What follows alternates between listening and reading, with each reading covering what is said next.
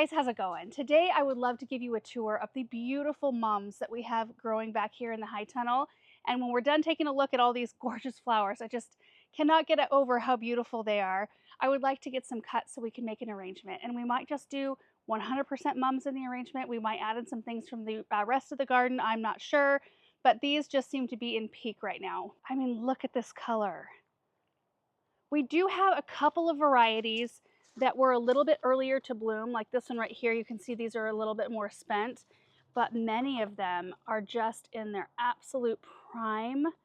The plants themselves don't look awesome, but I would like to venture to say that the plant portion of mum plants never looks amazing, but the flowers are just stunning. Some of you might remember when we got these this spring, we unboxed them on video so that you guys could see what they look like. They came as little plugs. We potted them up in 4-inch containers at that time, and then middle of the summer, I think it was midsummer, we potted them up into gallon-sized containers because they were just growing so fast. Now they're still in their gallon-sized containers because we don't have our raised beds built, which at this point, I'm not in a huge hurry. As long as they're built by spring in here, I think it'll be perfect because these will eventually go dormant and we'll cut them back and they'll be okay to be in their containers for a little while longer. When we potted these up into this size here, I did cut back all the plants at that time. So they got kind of that midsummer cut back, and they still had time to put on more growth and of course blooms. These are what you would consider a tender perennial, at least for our zone. We're in a zone 6. They need to be protected in the winter in order to come back strong the next year. I do have one heirloom plant that I did not plant, but the previous owners did out in the garden. It's kind of up by the Persephone garden. It's a little bit protected, and it does come back every year, but I think every year it has been smaller and smaller and smaller. So that's why we decided to put them here in the high tunnel, and we're going to build raised beds in here to grow these in here specifically because, one, I want them to winter over. I mean, this was an investment for sure, but two, I also would love to have as late of flowers as possible every year, and these are a late season bloomer anyway. I got these from Harmony Harvest Farm, by the way. Maybe we can link them down below. They've got a whole bunch of different varieties and they've got guides and things like that. And I want to say some of them start blooming like first part of September, and then some can bloom as late as mid-November. I mean, here we are mid-November. Most of these are looking just perfect. So where they're sitting now is where the raised bed will be built on both sides actually, and down the middle. And we will get these planted in those beds as soon as those are done. But for now, it's just been a great place to put them, a little protection from the wind. And I think, too, it did bump their bloom time a little bit as well.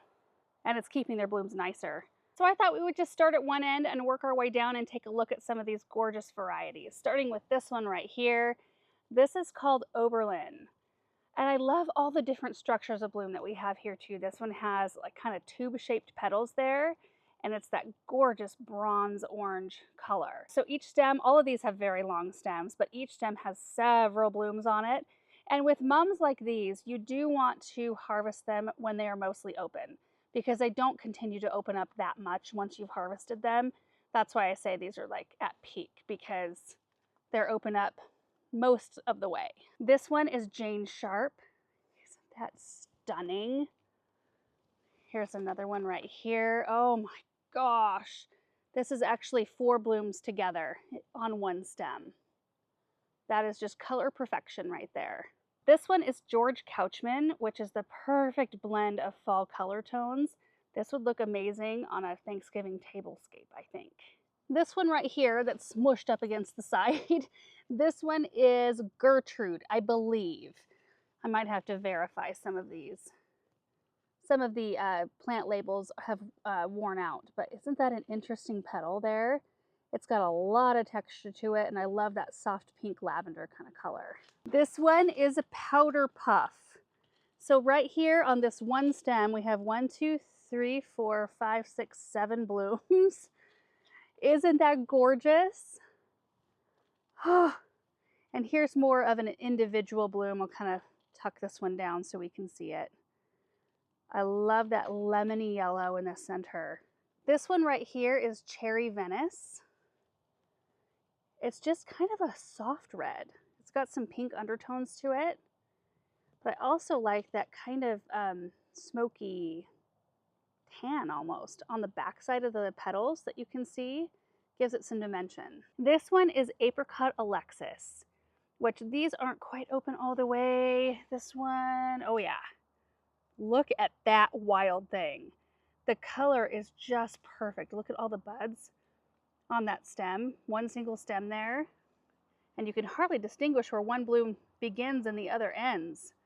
Just fantastic. There's some more Chesapeake in there, more Gertrude. We've got a lot of repeats here, but this one is Fairweather Salmon. Oh, I just love it. I like how on this one you've got a single stem, but the flowers are holding themselves away from each other just a little bit more than some of your others, where they're just kind of like almost like a hydrangea ball, you know what I mean? These have just a tiny bit more openness to them, and I like that. That is just stunning. Okay, next new variety is the Norton Vic.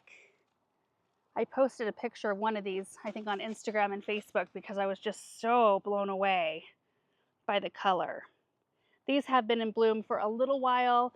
There's a few more down the way. In fact, I can't even remember because it's been so long since I ordered them, but I want to say they came as like groups of 2. Maybe it was groups of 4. I don't know. You could probably select how many you wanted, but I did want to have several of the same type of varieties, so we had lots of stems to pick of a single variety if we wanted to. Oh gosh, there's another Fairweather Salmon, another Oberlin, which honestly, like, these stems don't look awesome, but you take all of these leaves off when you're prepping the stems anyway. You don't need those, so those just will disappear and you'll be left with this super long stem and these gorgeous flowers. Okay, now this one is called Mellow Moon, and this was the very first one we had in bloom, and it's been going for weeks and weeks now. I don't think there are any more varieties, and this variety is just about done. But it started out a very soft, creamy yellow. And you can see as the blooms aged, they got some lavender underneath. I think this is my most compact looking plant, and we've got a dead one next to it. I think that, I don't think that one's coming back. Nope. What was this? Apricot Alexis. Dang. Look at all those blooms. Rest of these, I think, just repeats again of ones we have already seen. There's more Gertrude down here. Oh, oh, this one, I cannot read the tag fully, but it's Savannah something. Savannah, and then there's a second name. Maybe we can look it up on the website. But I love this color because you've got the clear pink on the outside and then that smoky pink toward the center. There's more right here. This one is Cream Jessie Habgood. Not all the way open yet, but you can see the color. Oh my, look at this Gertrude right here. And then on the end here, we've got more of the Norton Vic. There's some Chesapeake right there. And then this is a peach centerpiece, which we looked at before. This is another one that has been in bloom for a long time. So probably won't be cutting any of these because I think they're about ready to fall apart. But you can kind of see the color. And they were much more peach at the very beginning. And then they started taking on that smoky kind of pinkish lavender toward the end. And some more of the Savannahs. Overall, just so excited about what these look like. Now, I think based on what you're seeing here, and because I did cut them back by half when I repotted them into their bigger containers, which is what I'll probably do even when they're planted, but they still want to get really tall and kind of leggy, I'll probably put some of that horizontal netting, that Hortonova netting, just to keep them all upright. But they might prove to be a little bit stronger once they're actually rooted into a raised bed and not into a single pot. So we'll just have to kind of play that by ear. So not only do you get these huge, amazingly beautiful flowers and so late in the season, but they also last for like 2 to 3 weeks in a vase. They're incredible, incredible flowers. And when we really have nothing else going on out in the garden, it's really nice to have some things out here. So now I would like to cut a few of these and we'll see what we can come up with for an arrangement. I'm just wondering, should I go pink or should I go autumn tones? Or should I just do all of the things, all the colors? I don't know. I'm going to think about it for a second. You know what? I think I'm going to start with the Fairweather Salmons and we'll build from there. We'll get things that complement that one. So you can see that this one does have buds lower on in the branch and those won't really open much. But I do want to have a nice long stem. So I'm just going to cut it, you know what? Pretty much all the way down. Right like that. And then I'm going to take it and strip all the leaves off. So all I'm left with are basically the flowers, a couple leaves at the top, and I'm going to make a fresh cut before I put it down in my water. Okay, I'm going to keep going, and I do think we'll end up out in the garden. I think getting some branches with berries on them or crab apples some other things like that would be a very pretty textural complement to these mums.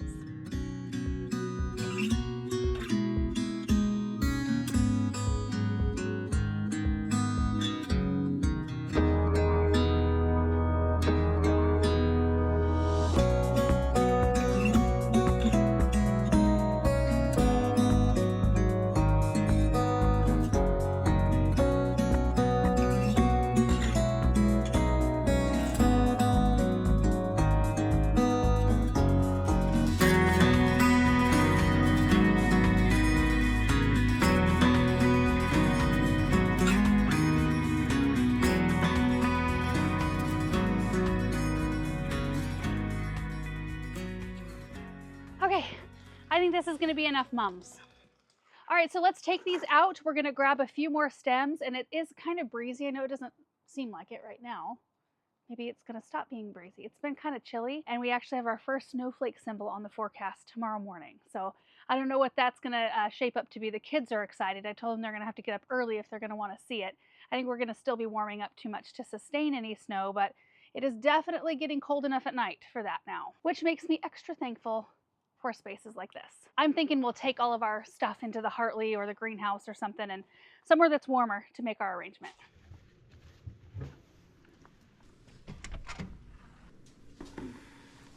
Just dropped the mums off in the Hartley, and I'm hoping to get the rest of this stuff cut really quick because it's getting fairly late in the afternoon and I don't want to lose light.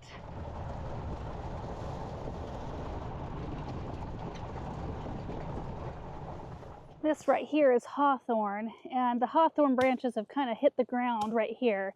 So these are perfect to take because we can really enjoy them in the arrangement and prune the tree at the same time. Look at that, you don't even miss them. If we could find some good fall foliage somewhere, I think that would be great, which I'm guessing we're going to get from roses more than anything else. Maybe.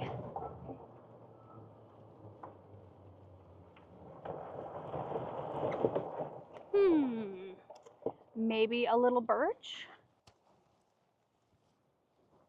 Oh, that'd be pretty if it holds. There's still pincushion flowers out here. Oh, look at these. Oh, they're trying.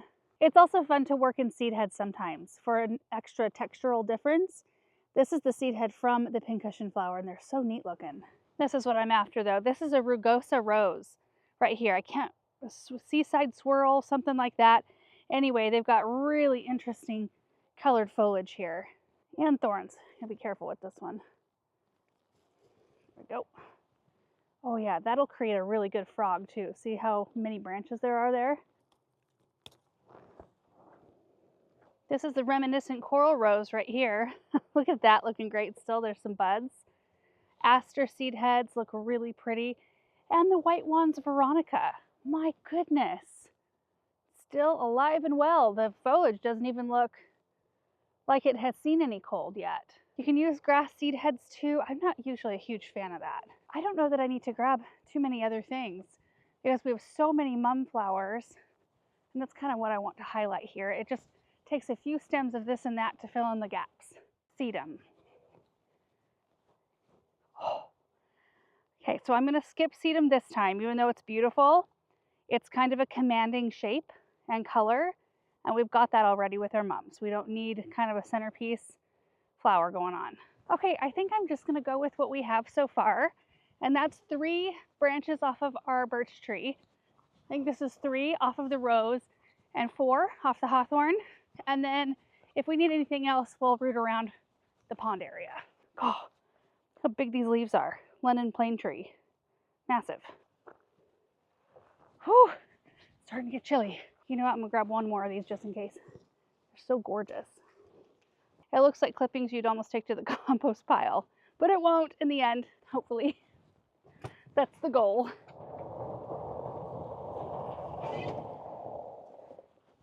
I stopped quick because I wanted to double check the boxwoods just to make sure there's enough moisture, and it does look like the ground is fairly wet around them, and we're expecting quite a lot of snow/rain tomorrow, so they should be fine.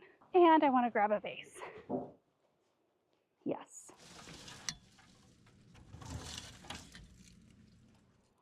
Oh, don't snag the tree. Don't snag the tree.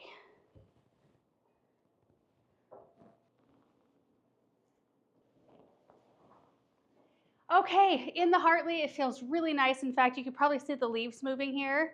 The heat is blowing right now and it feels very comfortable in here. So I'm just gonna get my whole workspace organized a little bit and get my vase brought forward, but you can see we've got the birch branches.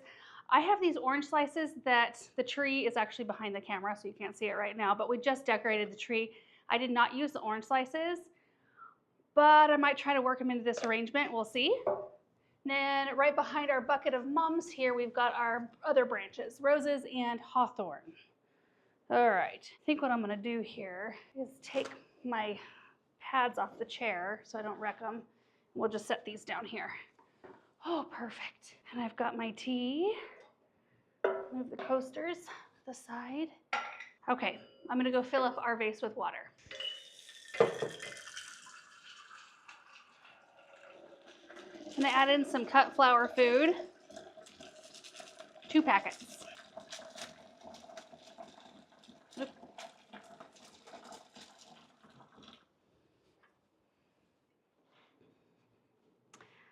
Okay, I think I'm set. What I like to do first is usually create some kind of a network out of our foliage or branches.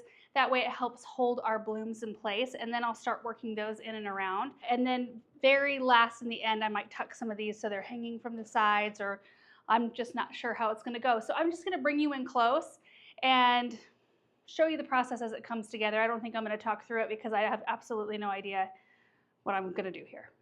Hopefully it's pretty in the end.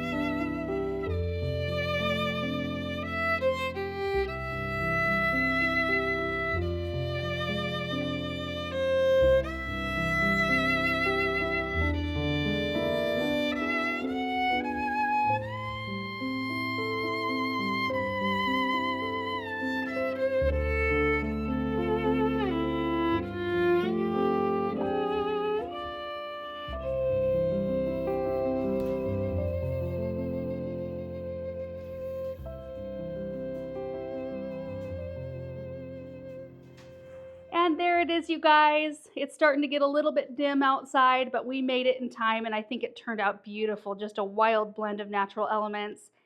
Using a lot of stems, especially with the textural elements, like the hawthorn berries, to make it look a little bit different, I think it's just so much fun. And using the stems creates a beautiful frog without needing foam or needing to create something out of like chicken wire to keep our mums in place. Once all the rose stems and then hawthorn stems and then birch stems went in, the mums just slid in and just held. Just amazing. So I ended up using the Fairweather Salmon variety. I used all those stems. And then I cut a few stems of the Chesapeake Bay. Those just are a really nice mirror of the yellow that's in the birch leaves there. Just kind of helps it pop and add a bright element. And then we've got the George Couchman. I think that's what that variety is. We've got Cherry Venice. We've got the Alexis Apricot and Oberlin. That's the more spiky petaled mom right there. The heater is giving our arrangement some nice movement at the moment, kind of blowing the branches around. And then I did experiment a bit with tucking in some orange slices, which that looks so pretty. It kind of makes you want to get in there and look and see what's in there. and then mirrored that along the bottom. I always like to have a few of the little elements scattered around the table. I think that just helps add to the natural look. It's so, so fun. Right down here, you can see the mums that I'm left with, which I'm just gonna go pop in another vase inside, and then, of course, all my orange slices. We can also take a look at the other side. I didn't use quite as many of the salmon flowers. We just don't see the arrangement from this side quite as much, but because it is on a round table, I did tuck in some of the same things so that it looked finished on both sides. Isn't that funny to see the fall arrangement with the Christmas tree in the background? We just do all the things in here, all the seasons all at once. This is the side we see it most from because we enter from this direction right here.